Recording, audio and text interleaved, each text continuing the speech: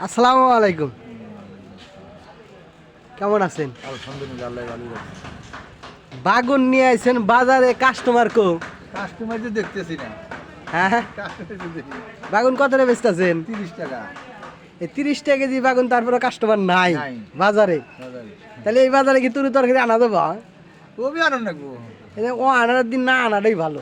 হাটের দিন আনলে এবারে এলা তুরি তরকারি এলা সবাই কেনে, হ্যাঁ ঠিক না? আরে তো আরে এলা কম টম কিনে দেবো বাগুন। 30 টাকা কম তো দেওয়া যায় না, বেশিলাম 2 কেজি।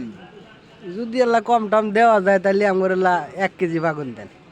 আচ্ছা নেন। দেন তাহলে, আলহামদুলিল্লাহ, মাপ দেন। এলা পোহা লাগলে দিন। আচ্ছা সারাই দিন। দাড়িওয়ালা তো, এটা কি দাড়িওয়ালা? আছে বড় দাঁড়িয়ে কি করবো। এত বড় তাই? বাগুন এই কি বাগুন মামা দাড়িওয়ালাই হ্যাঁ না ধান মা হইনা আছে? ধান না ভাগো। তাহলে এলা পলিথিনে তুলে দিন। আচ্ছা পরে দিয়ে দিবি।